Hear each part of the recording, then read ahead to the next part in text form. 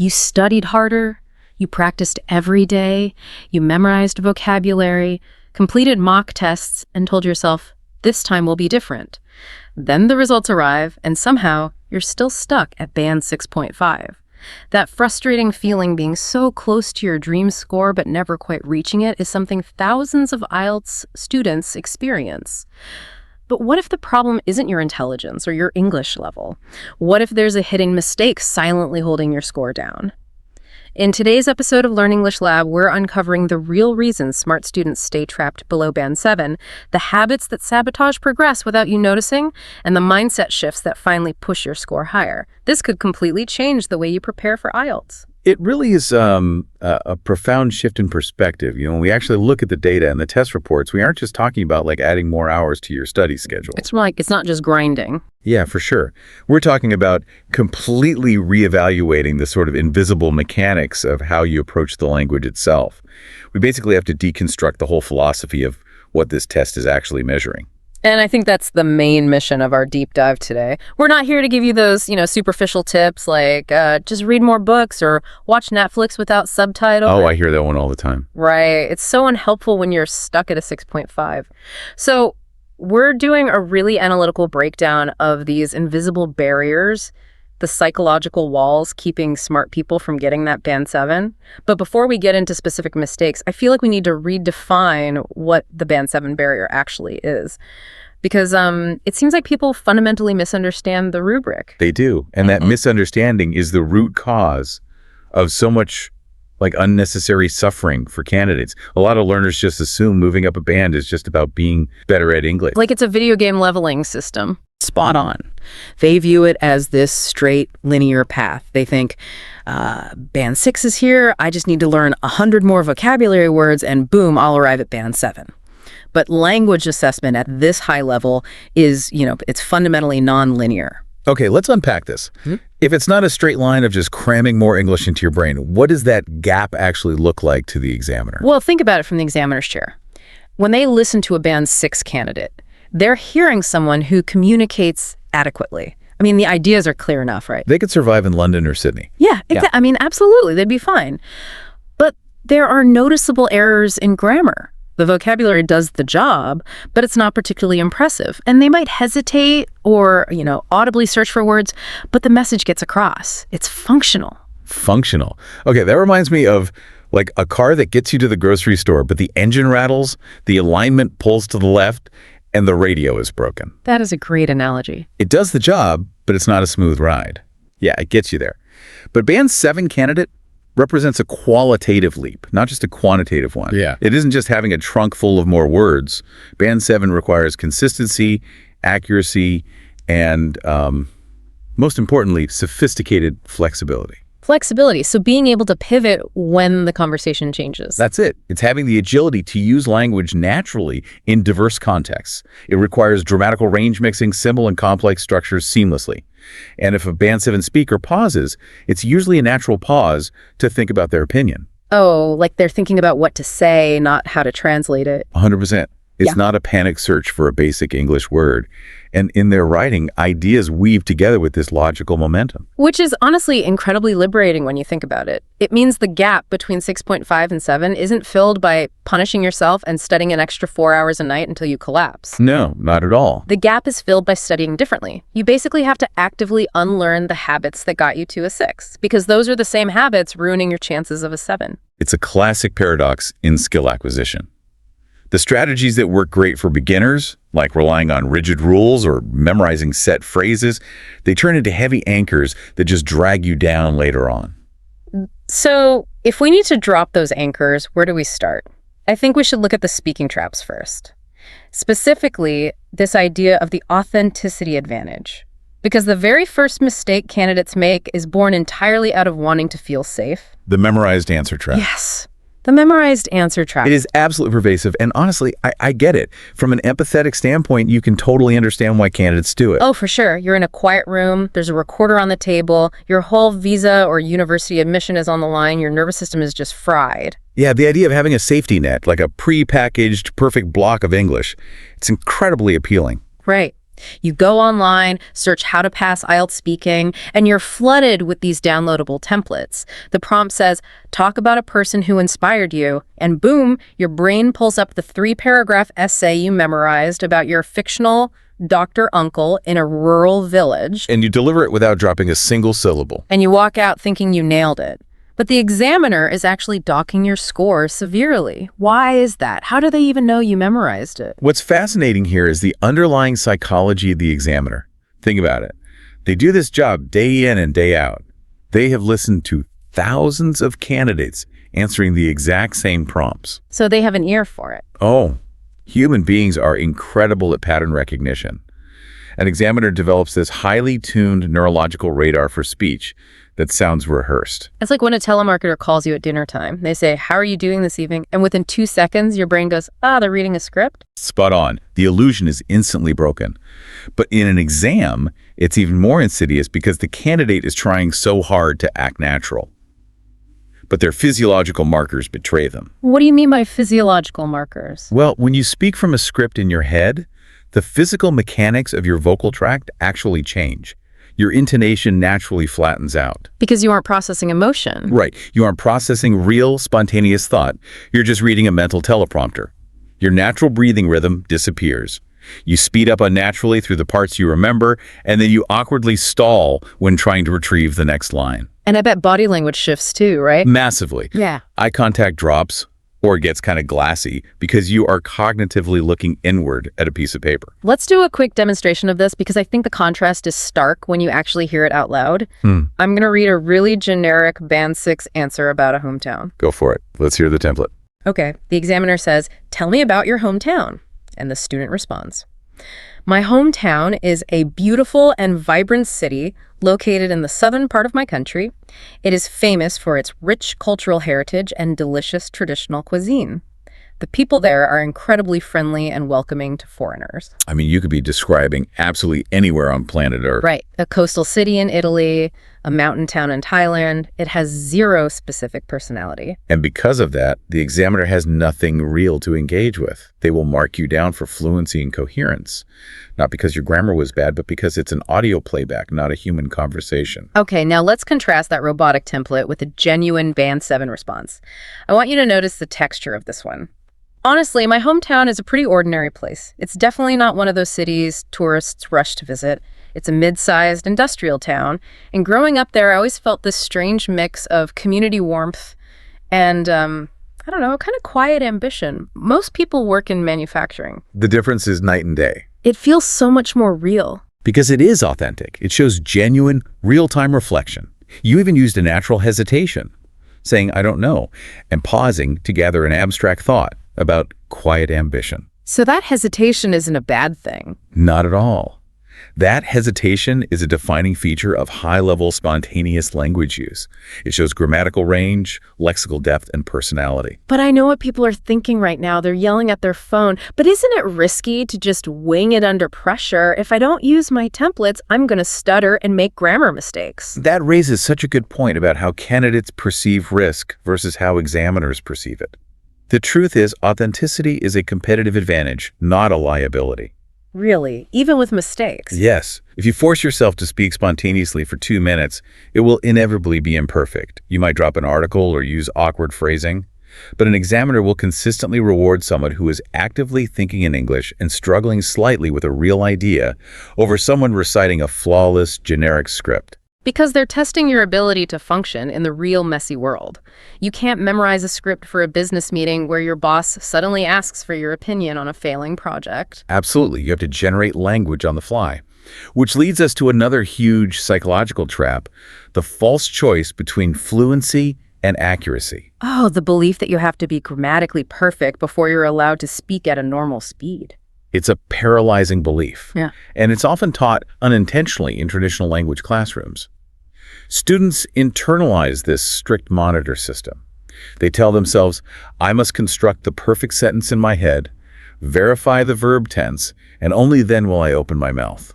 It's like trying to drive a sports car while keeping your left foot jammed on the brake pedal the whole time. Okay. You won't crash into grammatical walls, but it's going to be a really jerky, uncomfortable ride. And you certainly won't win any races. From a scoring perspective, what people fail to realize is that fluency actually creates the context for accuracy to be appreciated. Wait, how so? Aren't they graded separately? They are on the rubric, but human perception doesn't work like a spreadsheet. Fluency sets the first impression. If you maintain a natural pace, the examiner's brain is put at ease. A highly fluent speaker who occasionally drops an article will consistently score higher than an overly cautious speaker whose grammar is flawless but painful to listen to. Okay, but how do we fix this? If a student has spent 10 years in a classroom being punished for every wrong verb tense, their internal brake pedal is rusted to the floor. The secret here is sheer volume of unmonitored speech.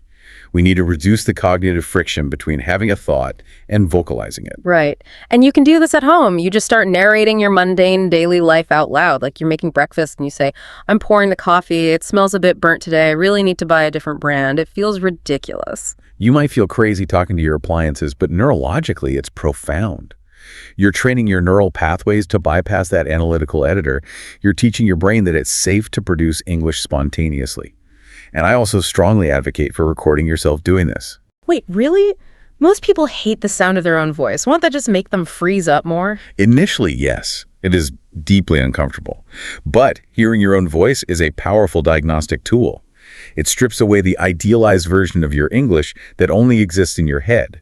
It forces you to confront your actual rhythm and pacing. That makes a lot of sense. You can't fix a problem you refuse to look at. And sometimes, when students listen back, they realize their hesitation isn't even a fear of grammar. It's a mechanical delay deep in their brain, which perfectly opens up our next section, internal translation and native language interference. These are highly nuanced cognitive roadblocks, and they affect almost every adult learner, often without them knowing it. I want to bring up a specific case study to ground this. It's about Priya. This story reminds me of people who use English professionally at a high level but still fail the exam. Right, the Priya profile. We see this all the time with skilled migrant professionals. So Priya is a software engineer from India. She needs a band 7 across the board for a visa. She works in an international corporate environment, running meetings in English every day. She's highly capable. Extremely capable. But she takes the IELTS twice, and both times she's stuck at a 6.5 in writing and a 6 in speaking. The frustration is immense. It has to be demoralizing. She's thinking, I run tech meetings in English. Why am I getting a 6? Well, the diagnostic problem was hidden in the microseconds of her speech. When we isolate the audio of candidates like Priya, we find the hidden mistake. She was translating. But not like a beginner, right? A beginner hears Apple, translates it, and translates back. An engineer isn't doing that for basic sentences. Correct. She wasn't translating functional grammar. She was doing it only for complex nouns, specific technical verbs, or abstract concepts. It was a fraction of a second of internal translation. She'd hold the complex thought in Hindi, find the English equivalent, and plug it into the English sentence structure. Linguists call those micropauses. To Priya, they just felt like natural thought processes. But to the highly trained ear of the IELTS examiner, those micropauses accumulate rapidly. They register as a consistent, unnatural rhythm of hesitation. It artificially, but drastically, lowers the fluency score. It's like streaming a 4K video on an unstable internet connection. The video plays flawlessly for 3 seconds, buffers for a millisecond, plays again, buffles again. The vocabulary is stunning, but the viewing experience is ruined by the buffering. That's a perfect way to describe the cognitive load required to switch between two linguistic systems. The brain is literally toggling between two different neurological maps. So how did Priya fix the buffering? She can't just buy a new router for her brain. She had to change her strategy to force a neurological adaptation. During her daily train commute, she stopped listening to podcasts. Instead, she started actively and exclusively thinking in English. How does that work? She looked out the window and narrated the passing world using direct observation. There's a red sedan merging late. The sky is getting overcast. That billboard uses overly bright colors. That sounds almost too basic for an advanced software engineer, like a kid's game. It sounds basic, but neurologically, it is a profound exercise. She was consciously wiring her visual cortex directly to her English vocabulary center. She was intentionally bypassing the native language translation node entirely. Wow. By practicing that, she eliminated the micropauses. Yes. The visual observation and the English word became simultaneous events. Once she removed the buffering, her speaking score jumped to a 7.5. That is an incredible shift, and it ties right into another massive mental roadblock, native language interference. This is when the structural ghost of your mother tongue invisibly sabotages your English syntax. If we look at the bigger picture of linguistics, every language has its own unique architecture, its own rules for time, possession, spatial relationships. When you learn a second language as an adult, your brain naturally tries to map the new English words onto the old architecture of your native tongue. It's exactly like trying to run an advanced smartphone app on the wrong operating system. Say you force an iPhone app onto an Android.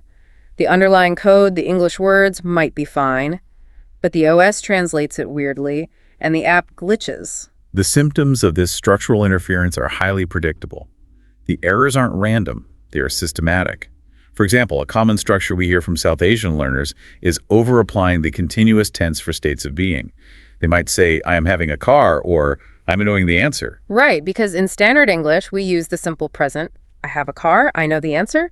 But the continuous tense feels intuitively more natural in their native language's operating system. Similarly, we might hear, she is resembling her mother, which carries over a grammatical form from certain Arabic dialects. Or you see direct word-for-word translation of idioms. Someone might want to say they need to catch a bus, but they say, I must take the bus to catch it. Every single word in that sentence is a valid English word. It's just built backward. The foundation is poured wrong. And when an examiner hears, I'm having a car, they don't just flag it as a minor slip. They immediately recognize it as a deep structural limitation. It tells them the candidate is merely wearing English words over a foreign skeleton. So how do you rewrite your internal OS? You can't just delete your first language. No, and you shouldn't want to. But you can practice intense, hyper-localized immersion. You claim small, specific pockets of your day where English is the uncontested dominant language in your brain. Give me a practical example. When you first wake up, force your internal monologue into English. I'm so exhausted, I need to make breakfast. Or when you're chopping vegetables, think about the sensory details exclusively in English. You're basically building an English-only panic room in your mind. And crucially, you need to rigorously audit your own recurring mistakes.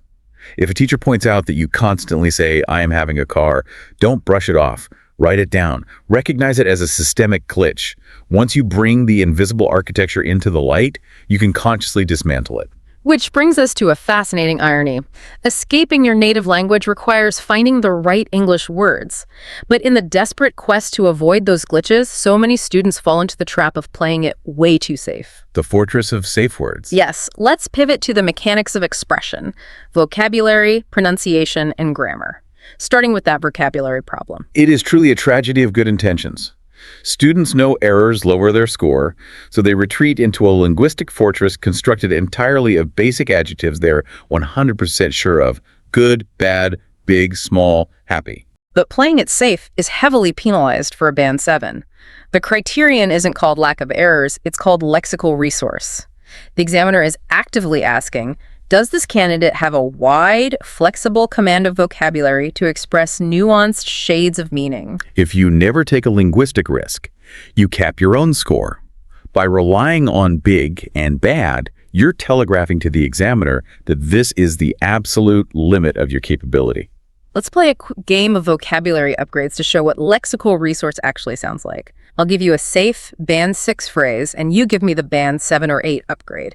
And I don't mean obscure Shakespearean words, just precise, natural choices. I'm ready. Let's do it. Okay, classic Band 6, the problem of pollution is getting worse. You could say the environmental situation has deteriorated significantly, or the issue of pollution is becoming increasingly acute. Oh, increasingly acute. That has real academic gravity. How about this one? Many people think that. Shift it to a more objective tone. There is a widely held view that, or it is commonly argued by sociologists that. Nice. Last one. This new policy is good for the environment. The implementation of this policy yields considerable environmental benefits. Notice what happened there. You didn't just grab a thesaurus and swap good for advantageous. You fundamentally increased the precision of the thought. Yields considerable benefits shows you understand cause and effect. And this leads directly to the absolute secret weapon of high-scoring candidates: collocations. The natural partnerships of words. Think of collocations as an invisible magnetic attraction between certain words. Native speakers don't build sentences word by single word. They build them chunk by chunk. Words live in specific neighborhoods. For example, in English, you make a decision. You do not do a decision. You raise awareness. You don't lift awareness. If a candidate says the government must carry the responsibility, the grammar is sound, but an alarm bell goes off for the examiner screaming non-native phrasing. It creates linguistic friction. The ear rejects it. The most effective way to combat this is to change how you record vocabulary. Keep a dedicated collocation notebook. When you find a new noun, don't just translate it. Write down the 5 specific verbs and adjectives that most frequently partner with it in English. Okay, let's pivot from the words you choose to how they actually sound when they leave your mouth. Because if you use a Band 8 word, but the examiner's brain can't process your pronunciation, you lose the points. We're talking about pronunciation that undermines clarity. We need to dispel a massive myth right now. The IELTS exam does not require you to sound like a BBC news anchor or a Hollywood actor. Your accent is a beautiful part of your identity. Having a regional accent does not prevent you from getting a Band 9. The foundational word here is intelligibility. Clarity of communication. If the listener has to expend active cognitive energy to decipher your consonants, your score will drop, regardless of your grammar. What's fascinating is that the breakdown in intelligibility rarely comes from mispronouncing a single consonant, like the sound. Examiners are used to that. The real breakdown comes from failing to master the macro features: word stress, connected speech, and intonation. Word stress is huge. English is incredibly rhythmic. Shifting the stress changes the meaning. Like, a record is a noun, a vinyl disc. But record is the action of capturing audio. If a candidate misplaces that stress mid-sentence, the listener's brain momentarily stalls. It causes genuine confusion. And then there's connected speech. Here's where it gets really interesting, because it goes against everything taught in formal classrooms. In class, you're taught to articulate beautifully. Do you want to eat? But native speakers are linguistically lazy. We smash words together. It becomes, do I want to eat? Ironically, when a student over-articulates every syllable to sound perfect, they end up sounding robotic and significantly less fluent. Okay. Natural English speech has a liquid, flowing quality. And finally, intonation. The melody. If your pitch is flat, you sound like an automated machine. Rising pitch indicates a question. Falling pitch indicates a statement of fact. If you end a statement with a rising pitch, the examiner sits there waiting for you to finish your thought. The most practical way to train all 3 of these macro features is a technique known as shadow speaking. Shadow speaking is incredible.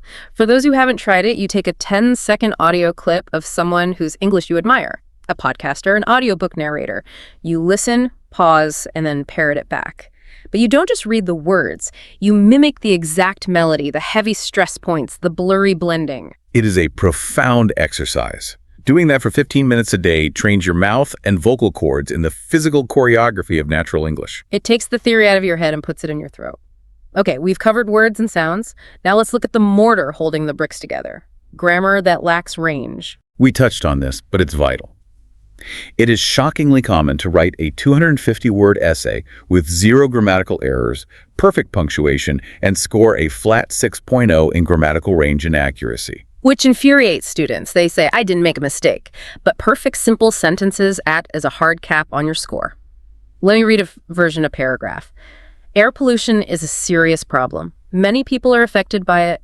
Governments should take action. They should introduce stricter regulations. Grammatically perfect, functionally clear, syntactically impoverished. It reads like a book for a 6-year-old. Yeah. Now listen to the Band 7 upgrade version B. Air pollution poses a serious threat to public health, affecting millions of people worldwide.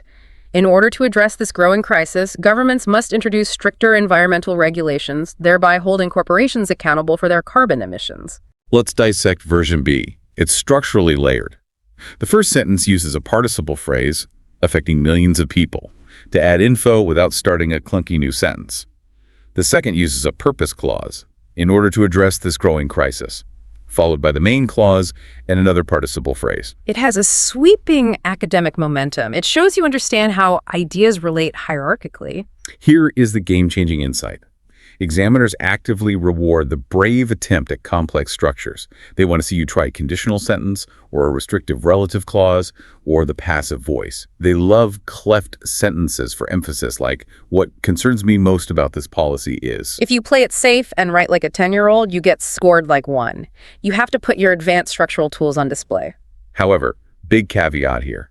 Having great vocabulary bricks and grammar tools doesn't matter if your underlying blueprint is flawed, the house will collapse. Right, which brings us to the macro level, the writing and reading strategies. Let's start with the most fatal flaw in the IELTS exam: task response, missing the point. It's the first scoring criterion for a reason. If you don't answer the specific question, nothing else matters. You could write a Shakespearean masterpiece, but if it ignores the prompt, you're dropping to a 5 or 6. It sounds obvious, but panic takes the wheel. Let's look at a classic prompt. Some people believe government should invest in public transportation. Others think money should be spent on new roads. Discuss both views and give your opinion. A standard prompt. And the typical Band 6 response follows a predictable, fatal pattern. Paragraph 1. Benefits of public transport. Paragraph 2. Benefits of roads. Conclusion. In summary, both have advantages and disadvantages. The student puts their pen down thinking they nailed it because they talked about trains and roads. But they didn't nail it. The prompt had 3 instructions. Discuss view A, discuss view B, and you give your own opinion. By writing a neutral summary, they completely failed to provide a definitive personal stance.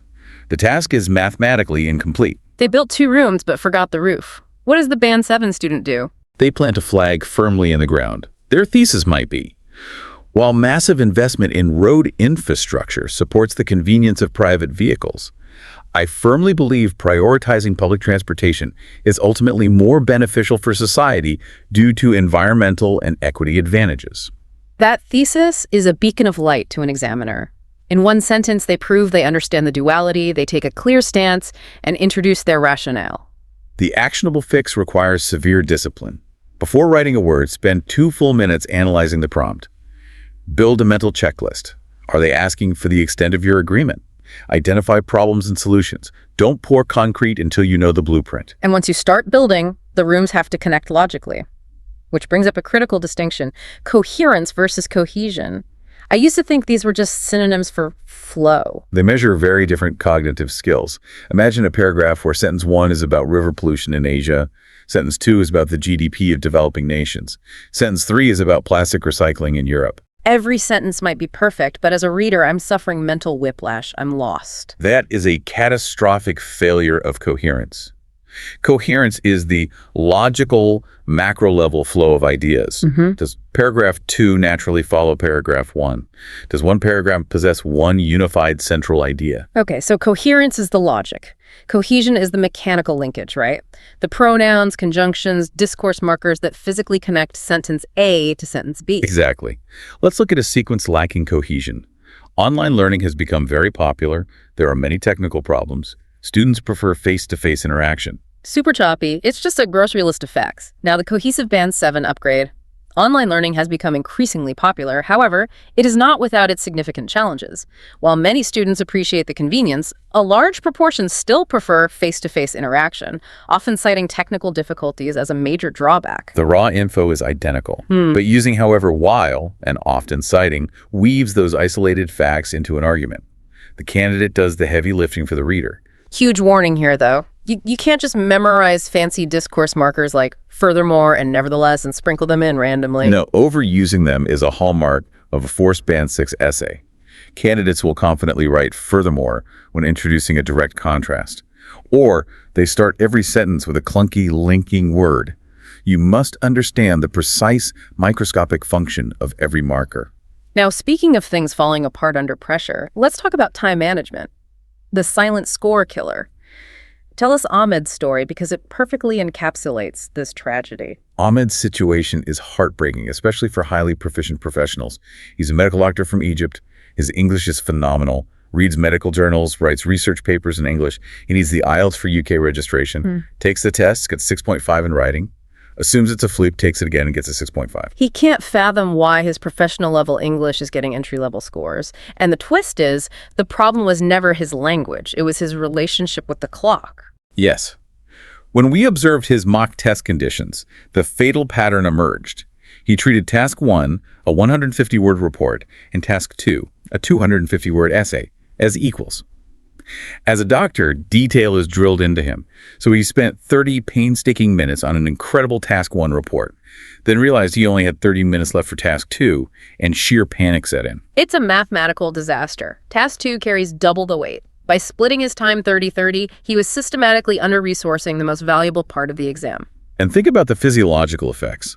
Writing a complex academic essay in a state of adrenaline-fueled panic. The high-level architecture crumbles, fight or flight kicks in, you drop your cohesive devices, your vocabulary shrinks to that fortress of safe words, you start making elementary grammar errors you'd never normally make. The fix for Ahmed was brutal but simple. The strict 20-40 rule is non-negotiable. He started practicing with a harsh alarm clock, 20 minutes for task 1.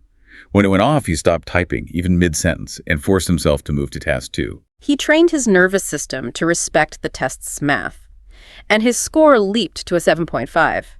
His English didn't improve, his tactical discipline did, and this exact lack of tactical management plagues the reading section too. Oh, definitely. There are two opposite traps. Trap A is the novel reader. They leisurely read a 900-word passage about obscure beetles before looking at the questions. 10 minutes later, they realize they have 13 questions to answer in 10 minutes. Then Trap B is the panic searcher. They refuse to read a single sentence of the text. They jump straight to a keyword in question 1 and frantically scan thousands of words, completely devoid of macro context. The Band 7 strategy is a tactical hybrid. You spend exactly 2 minutes skimming the text. Title, subheadings, the first sentence of every paragraph. You aren't reading for deep understanding, you're building a mental map of where information lives. Once that map is built, you attack the questions with ruthless time limits. Never spend more than 90 seconds agonizing over a single reading question. If it's hiding, skip it, mark it, and keep moving. Forward momentum is everything. Because if you let panic freeze you on one question, you invite total psychological catastrophe, which leads us to the most terrifying phenomenon in the listening test, the listening cascade. Walk us through the anatomy of the cascade. Picture a student in the exam hall. Question 14 is coming up. The speaker uses a complex paraphrase. The student hesitates, internally debating, was it 15% or 50%? But the audio track has already moved on to question 15. Student realizes they miss 14, anxiety spikes, cortisol floods the system, and in that blinding panic, they miss 15 and 16 as well. Missing one question triggers a domino effect that wipes out a whole section. It's devastating. And it happens by design. Test makers intentionally use linguistic distractors. A speaker says, let's meet at 4:00 p.m., and the student writes 4:00. But then the speaker says, oh wait, my train is delayed, better make it 4.0. And if you aren't used to natural connected speech reductions like what AF or what are you, your brain requires extra processing milliseconds, leaving zero cognitive margin for error. The defense against the cascade is twofold. First, active prediction. During the 30 seconds of silent time before the audio begins, interrogate the blank spaces. Does this blank need a number? A proper noun. You're preloading your auditory cortex to listen for specific data types. It's the difference between looking for a car versus looking for a red Honda. And the second defense is emotional regulation, the Zen art of letting go. Yes. If you miss question 14, you have to instantly forgive yourself, abandon it, and aggressively lock on to 15. Chasing a ghost in the audio track loses the whole game. Connecting all this to the bigger picture, all these advanced strategies require a specific, mature kind of preparation. Let's talk about studying hard, but incorrectly. It's the illusion of productivity. A student might spend 3 hours memorizing a list of 400 obscure words.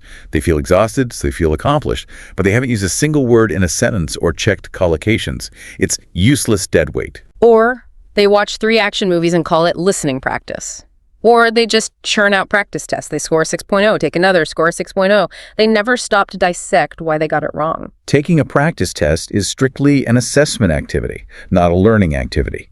Without rigorous post-test analysis, you are merely measuring your current level of failure repeatedly. Brutal, but true. The anatomy of effective study relies on a painful feedback loop. Take a diagnostic test, score it honestly, identify the recurring weak point, study the specific skill required, and then, the most important step, analyze the errors. Perform a linguistic autopsy on every wrong answer. Why did I miss? Question 22. Was it a vocabulary gap? Was I tricked? Did I run out of time? Once you diagnose the root cause, you can apply the cure. And this is where external feedback is invaluable. Because you can't always see your own blind spots. You need a teacher to say, your grammar is flawless, but your coherence is a mess. To illustrate this, we need to look at Maria's story. It synthesizes everything we've talked about today. Maria's story is incredible. She's a highly skilled nurse from the Philippines. She desperately needs a Band 7 to secure her registration in New Zealand. Her family's future depends on it. And she takes the test 3 times, right? 3 times. Yeah. And like clockwork, she gets a 6.5 in speaking and a 6 in writing. She's exhausted. Her confidence is shattered. She internalizes that toxic lie. I'm just not smart enough. Band 7 is for people with a genetic gift for languages. That's the real tragedy, internalizing a mechanical failure as a reflection of her intelligence. But before she gave up, she committed to one final uncomfortable attempt. She recorded herself doing a 2-minute speaking task and forced herself to listen to the playback. A completely cringe-inducing but absolutely necessary confrontation with reality. When she stripped away her ego, she heard herself heavily relying on a narrow, repetitive band of English. The exact same 3 safe adjectives. Important, significant, interesting, looping endlessly. And the filler words. The constant stream of, that completely shattered her fluency. She successfully identified her localized mechanical failures. It was no longer a vague cloud of bad English. So she implemented a hyper-targeted fix. She didn't learn 1,000 words from a dictionary. She learned 5 new words a day. Deeply. She wrote original sentences, spoke them aloud, and forced herself to use them in conversations at work. She built the collocations into her muscle memory. And for the fluency issue, she engaged in strict behavior modification. Every single time she felt the urge to say, she forced her mouth to stay completely closed. She replaced the filler with a pure silent pause because silent is perfectly acceptable. It looks like thoughtful consideration, looks like a vocabulary deficit. She fundamentally rewired her neurological output mechanisms. 4th attempt, the results arrive. Speaking. 7. Writing. 7. She cried in the hospital parking lot. Not because she magically became a linguistic genius, but because she finally understood the invisible rules of the game and played it strategically. Which brings up an important point. Linguistic research is unambiguous here. Any healthy adult, given consistent, high-quality input and analytical output, can significantly improve. Band 7 is a specific, measurable skill threshold, not an impossible destination. So what does this mean for you, the listener? The plateau you feel stuck on is an illusion. Improvement isn't a straight line. You will drill collocations, analyze errors, and feel stagnant. And then suddenly, a concept will click. Your brain synthesizes the work, and you experience a thrilling leap in proficiency. The determining factor is almost never raw intellect. It is resilience. The candidates who achieve Band 7 treat failure purely as data. It's a diagnostic report, not a judgment on their character. They choose analytical consistency over the paralyzing desire for perfection. You don't have to feel fully confident to start practicing correctly. Action generates confidence. You speak even if you're terrified and the fear evaporates. Every awkward conversation, every strictly timed essay, it all accumulates. The steady drops of water eventually carve through the stone. That invisible accumulation of correct practice is the silent engine of true progress. Let's pull all this together. We journeyed through the massive hidden landscape of Band 7 mistakes today. We dismantled the speaking traps, the robotic memorized answers, the false choice between fluency and accuracy. We moved into the mental roadblocks, the neurological buffering of micropauses, and the sabotage of native language interference. We dissected the mechanics, why playing it safe with vocabulary limits your score, how mastering word stress and connected speech beats a flawless accent, and why you must courageously display grammatical range. We uncovered the invisible architecture of the test, task response, coherence versus cohesion, and Ahmed's 20-40 rule for time management. And finally, the listening cascade, the illusion of productivity, and Maria's profound mindset shift. It is a comprehensive reimagining of IELTS preparation, moving from passive studying to active training. If you're listening right now and you recognized your own struggles today, take a deep breath. You're not failing because you're fundamentally incapable. You were just pouring energy into a bucket with a massive hole in the bottom. Your effort was undeniable, but the alignment was wrong. The barrier is very real, but it is entirely permeable once you understand its composition. It requires targeted, reflective, ego-free effort. So here is your immediate call to action. Don't try to fix everything at once. Pick one specific mistake that resonated with you, just one. Are you a chronic template memorizer, a victim of the 30-30 time split? Identify it. Write it down right now. Build a targeted plan to eradicate that single mistake this week. And as you embark on that practice, I want to leave you with a final, slightly unconventional thought. We spend so much time obsessing over the rigid mechanics of English. But what if the true ultimate test of fluency isn't actually how perfectly well you speak the language, but rather how comfortable and fearless you are making mistakes in it? What if your deep-seated fear of being judged is acting as the ultimate invisible gatekeeper to your progress? That is something to truly sit with. The fear itself might be the biggest hidden mistake of all. You have already studied hard enough. Now you finally know how to study right. Thank you for joining us on this incredibly deep dive into the realities of IELTS preparation. If this breakdown gave you that aha moment you've been desperately looking for, please like, share, and subscribe to this YouTube channel so we can keep bringing you the insights that actually move the needle. Keep practicing, keep analyzing, and we will see you next time.